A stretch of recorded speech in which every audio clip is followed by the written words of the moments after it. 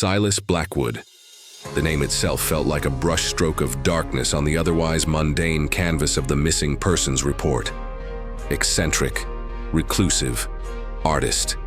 The trifecta of red flags that often led to dead ends or elaborate hoaxes. But something about this one, a stark absence in the usually vibrant art community of the city's fringe, felt different. No frantic calls from family. Blackwood lived a solitary existence. No concerned neighbors.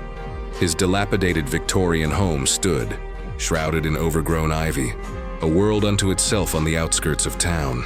The report had been filed by his increasingly worried art dealer, a nervous young man named Finnegan, who claimed Blackwood had missed their latest scheduled exhibition delivery, an unprecedented event. Artists, Finnegan stammered, lived and breathed. Their deadlines. I pulled up to Blackwood's residence under a sky the color of wet charcoal.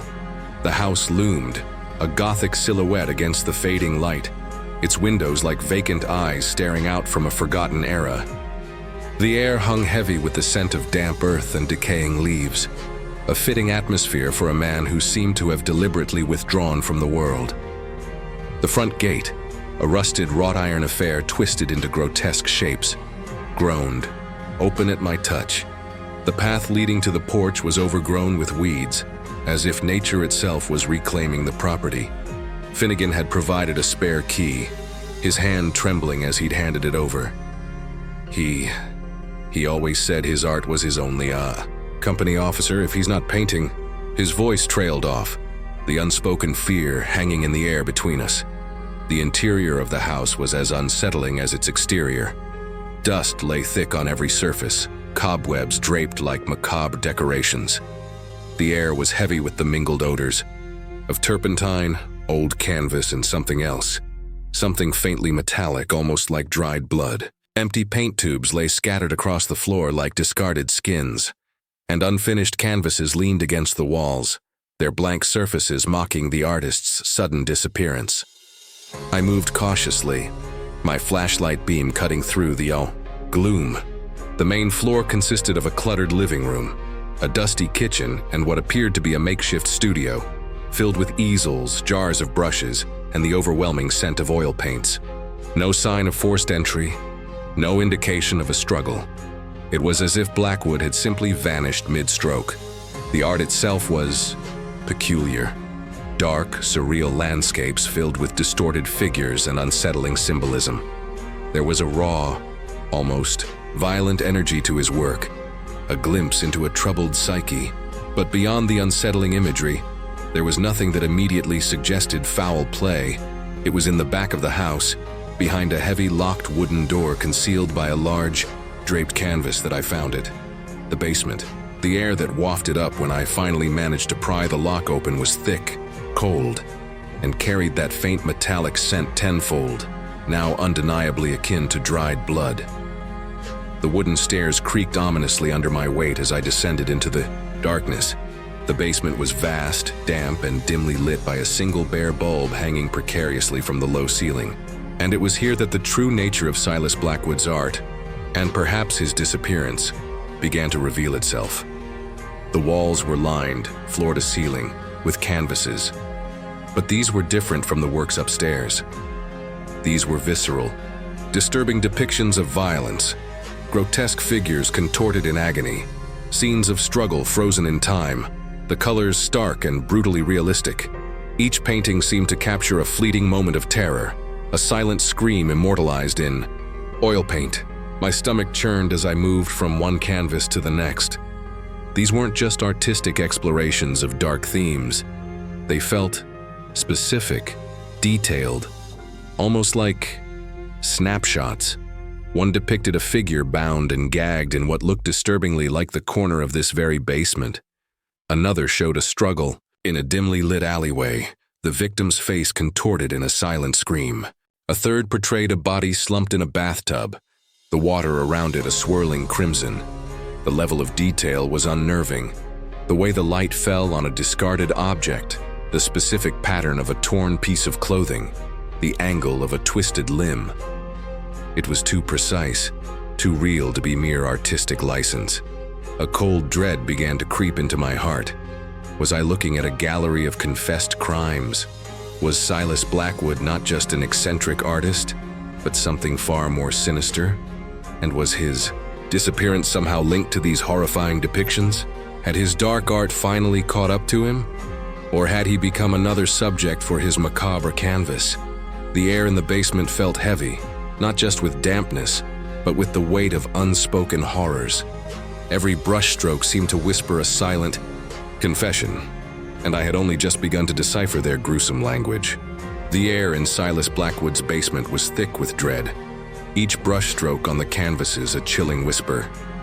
My flashlight beam danced across the grotesque gallery, illuminating the horrifying details of what I now suspected were not just artistic expressions, but literal confessions.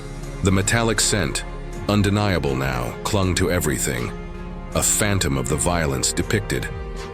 This wasn't merely the workspace of an eccentric artist. It was the lair of a predator, and these paintings were his morbid trophies. I moved slowly, methodically, my heart hammering against my ribs. Each canvas was a meticulously crafted scene of terror. The first one, a figure bound and gagged in what looked eerily like this very basement, showed a specific type of rope, a faint, almost imperceptible pattern on the victim's clothing. The second, a struggle in a dimly lit alley, depicted a broken street lamp, its unique shattered pattern clearly visible. The third, a body in a bathtub, captured the precise angle of a clawfoot tub and the subtle reflection of a tiled wall. These details were too precise, too specific to be coincidence or imagination. They were evidence. My radio crackled. 703 to dispatch. I'm at the Blackwood residence. I've located a substantial collection of disturbing artwork in the basement, appears to depict violent acts. Requesting immediate forensic team and additional units. This is no ordinary missing person. Dispatch's voice, usually calm, held a note of urgency. 703, copy. Units en route. Stand by. I continued my grim tour. One painting showed a figure falling from a great height, a specific city skyline visible in the background, a distinctive skyscraper piercing the grim clouds. Another portrayed a body half submerged in a murky, stagnant pond, surrounded by lily pads, a single rusted child's toy bobbing nearby. Every painting felt like a frozen scream, a silent testament to a life violently extinguished. As I examined each piece, I focused on the specific elements that could be verifiable clues. Unique locations, distinct objects, rare patterns. My mind raced, trying to pull up memories from cold case files, unsolved disappearances, or even past homicides. Could these truly be the confessions of a serial killer, painted directly onto canvas? It was a concept so bizarre, so audacious, it almost defied belief. But the weight of the evidence, the undeniable realism of the suffering captured, was overwhelming. The sheer volume of the art was astounding. Dozens of canvases, some large, some small, filled every available space. This wasn't the work of a single act of violence. This was a pattern, a terrifying, meticulous pattern. And the most chilling detail was that none of the victims' faces were fully rendered. They were always obscured by shadow, by hair, by the angle of the struggle, or by the distortion of pain. Blackwood captured the act of violence, not the individual. He was documenting moments, not personalities. In a far corner of the basement, behind a stack of larger canvases, I found a small hidden alcove. Inside, neatly arranged on a dusty shelf, were several large photo albums. My heart pounded. I pulled one out, my gloved hands carefully opening the cover. The photographs inside were not of Blackwood's art, nor of his personal life. They were candid shots of mundane urban scenes, an alleyway, a specific street corner, a pond, a section of a city building. And then, interspersed among them, were grainy, zoomed-in photos of individuals, people walking, going about their daily lives, oblivious. Their faces were often blurred, but their clothing, their mannerisms, felt disturbingly familiar. My blood ran cold. These weren't just reference photos for his art. These were reconnaissance photos. The alleyway photo matched the scene in one of the paintings. The city building in another photo perfectly replicated the distinctive skyscraper in The Falling. Figure painting. The pond in another picture looked exactly like the one with the floating toy. This was his process. He scouted his victims, planned his crimes, and then immortalized them on canvas, using these photographs as chilling blueprints. Just as the horror of the realization washed over me, I heard the sirens. Distant at first, then growing louder, cutting through the silence of Blackwood's twisted gallery. Backup, forensics. It was time to bring light into this darkness, to decipher the silent confessions, and to find out what had happened to Silas. Blackwood himself. Was he another victim, or was he merely a shadow who had finally painted himself into a corner? The answers lay hidden in the grim beauty of his chilling art. The arrival of the forensic team transformed the morbid gallery into a buzzing hive of activity. Uniformed officers secured the perimeter, while technicians, faces grim, began the meticulous process of documenting every canvas, every discarded paint tube, every unsettling photograph. The air, heavy with the stench of crime, now mingled with the sharp, clean scent of antiseptic and processing chemicals. Sergeant Miller arrived, his expression hardening as he took in the horrifying tableau. "Carter," he said, his voice low, "you found us a very special kind of monster." My arm swept across the gallery. "Each painting is a confession, Sarge. Look at the details. They're too specific. The dates on the photo albums could be a timeline." We laid out the photographic evidence, cross-referencing them with the canvases. The match was undeniable, chillingly precise. Blackwood wasn't just inspired by real events. He was meticulously documenting his own atrocities. The next step was agonizingly slow, comparing the details within the paintings and the associated reconnaissance photos to our existing cold case files. The police database is a vast, cold archive of unsolved anguish. We fed specific details, unique rope patterns, distinctive alley features, unusual bathroom fixtures, specific clothing items, unique scars or tattoos hinted at on the victims, into the system. It was like searching for a needle in a haystack, but we had a very peculiar magnet. A serial killer's twisted portfolio, hours blurred into a grueling, emotionally draining process. And then, a hit, a faint match. The painting of the figure bound and gagged in what appeared to be the basement itself matched a missing persons report from 3 years ago. A young woman named Sarah Jenkins, last seen leaving a downtown bar. Her clothing, the specific design. On her necklace, the slight build. It all matched. Her disappearance had been a baffling case, no leads, no body. Until now. Then came another, the alleyway scene. It matched a John Doe homicide from 2 years back, a brutal stabbing in a notoriously dark alley. The victim had never been identified, his body too decomposed, too hidden. But the street lamp in Blackwood's painting, the pattern of shattered glass at its base, was distinctive. Our cold case file had a blurry crime scene photo of that exact lamp. The hair stood up on my arms, and then the bathtub scene, a reported suicide, dismissed due to lack of evidence, but always with a lingering doubt. A woman named Emily Chen, found in her apartment bathtub 5 years ago. The local precinct had closed it as a probable overdose, but Blackwood's painting depicted a struggle, a hand desperately reaching out, a specific floral tile pattern in the background that matched old photos of Chen's bathroom. Suicide? Or murder disguised as one? The paintings weren't just confessions, they were re-evaluations, exposing hidden truths. The sheer audacity was breathtaking. Silas Blackwood wasn't just a murderer. He was an archivist of his own evil, a twisted artist who believed his work transcended mere crime. He was mocking the very system trying to catch him, painting his secrets in plain sight, knowing no one would ever suspect the art itself was the evidence. His reclusive nature, his eccentricity, was a perfect cover. Who would ever suspect an artist of confessing murder through his canvases? As we continued to match the grim art to cold cases, a pattern emerged. Blackwood preyed on the vulnerable, the isolated, the forgotten. His victims were often people on the fringes of society, individuals whose disappearances might not be immediately noticed or whose deaths might be easily dismissed. This gave him the time to execute his art, to meticulously document his crimes, to savor every brushstroke of his victims' despair. The ultimate question remained: where was Silas Blackwood? Had he finally become a victim of his own gruesome art?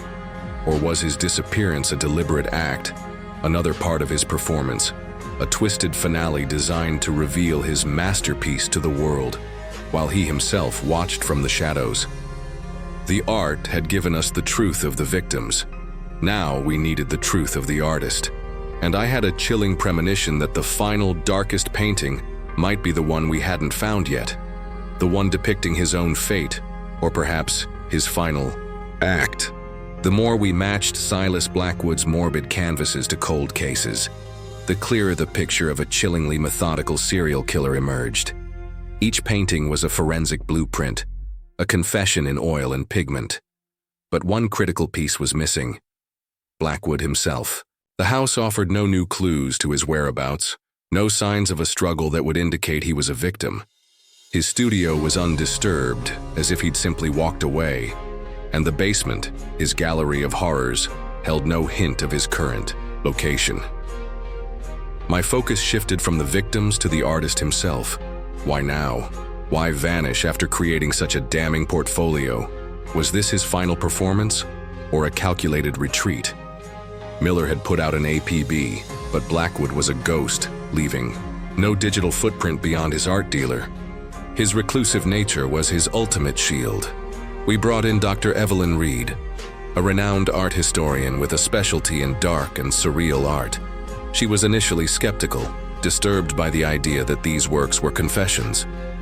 But as I walked her through the matched cases, pointing out the chilling specificities, her skepticism dissolved into a professional awe, mixed with profound horror. "This is unprecedented," she whispered, examining a canvas depicting a figure pushed from a bridge. "The perspective, the detail of the water's impact, it's almost hyper-realistic, yet retains his signature dreamlike quality. He's documenting, yes, but he's also interpreting the act." Dr. Reed pointed out recurring motifs, subtle brushstrokes that she called Blackwood's signature of self. Hidden within the background details or in the distorted features of a tormentor figure present in several pieces, there were recurring, almost subliminal symbols. A specific twisted knot, a faint, almost invisible spiral, a unique pattern of shattered glass. These aren't just details of the crime officer.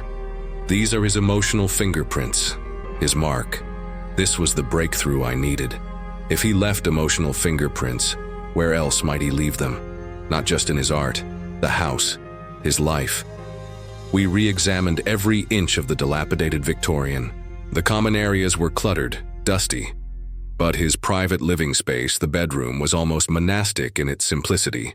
A single bed, a small nightstand, a worn armchair, and on the nightstand, a single leather-bound journal. It was locked. Search warrant and a locksmith later, we had the journal open. It wasn't a diary of his crimes. It was a philosophical treatise, a chilling exploration of his artistic process, his view on life and death, and his belief that true art wasn't just imitation, but creation. He wrote of the canvas of life, of finding beauty in the chaos, of capturing the essence of despair. He believed his art was a higher calling, a way to transcend the fleeting nature of suffering by immortalizing it. The journal didn't confess names or dates of victims. It confessed his monstrous motive. One passage, underlined multiple times, chilled me to the bone. Only by observing and recreating the ultimate act of transition can one truly understand the human condition. My subjects are not victims, they are willing participants in my grand symphony. And when the final note is played, the masterpiece will be complete. The final note. The masterpiece will be complete. These phrases echoed through my mind. He hadn't vanished. He was preparing. He was planning his final, most significant piece.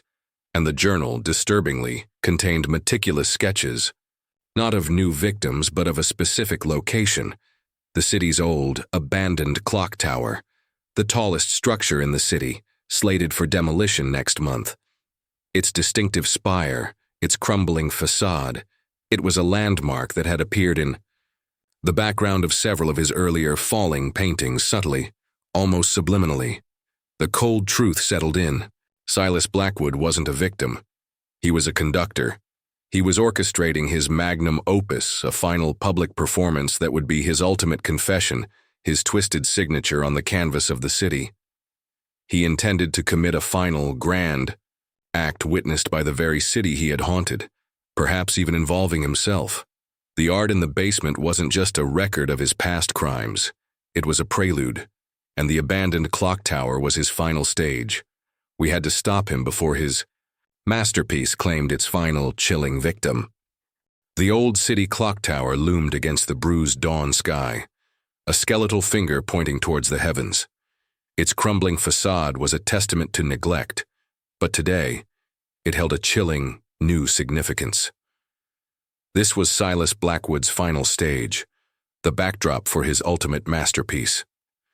His journal had made it chillingly clear.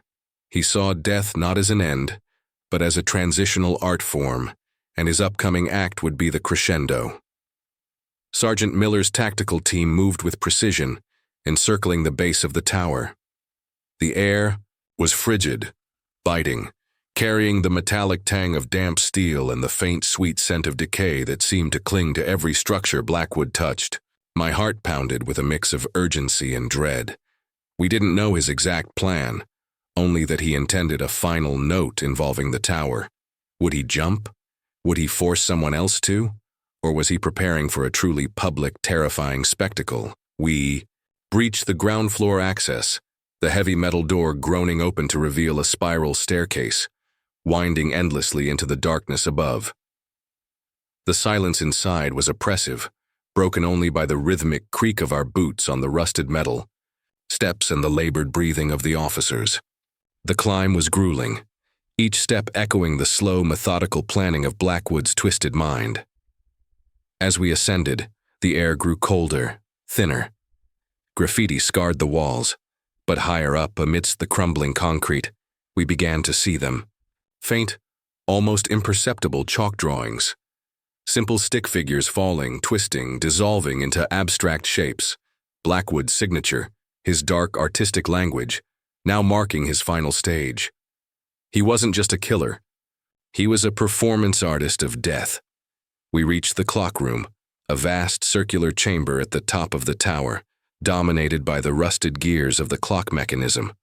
Light streamed in through the missing clock faces, casting long, distorted shadows.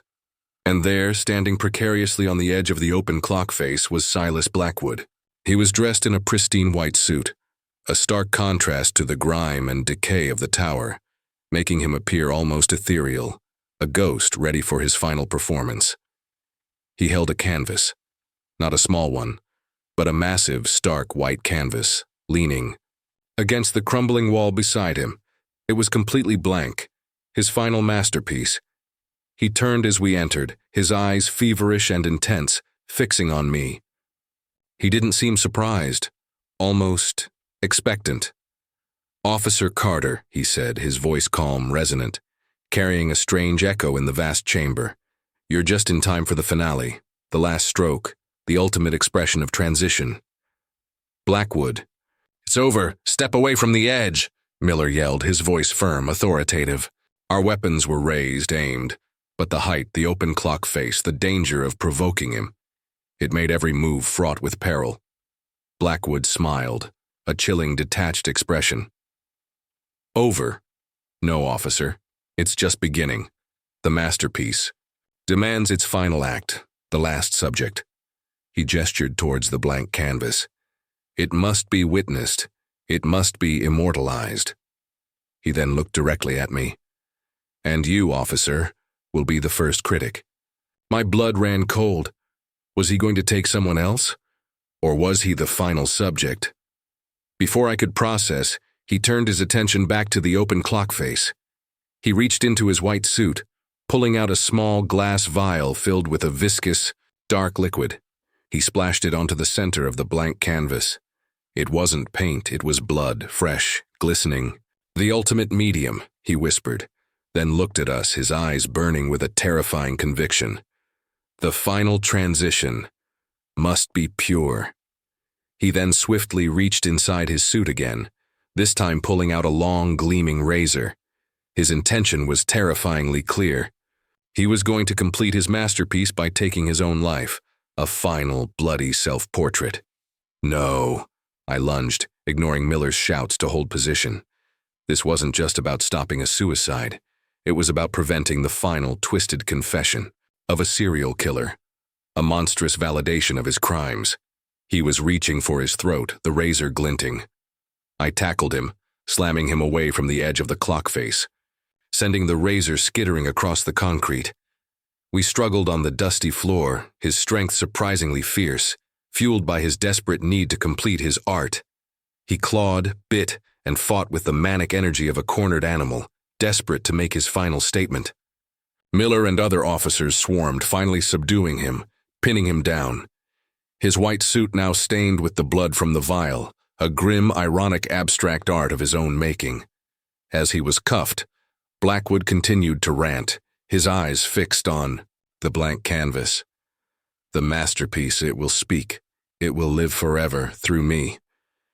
He was a broken man, a mind consumed by a terrifying delusion, driven by an artistic vision of death. The art basement case was closed. Silas Blackwood was in custody, his grotesque gallery of confessions now tangible evidence. The city's cold cases had found their horrific answers. But the chill of that final scene, of a man so consumed by his twisted art that he saw murder, as brushstrokes and death as a masterpiece, would forever haunt me.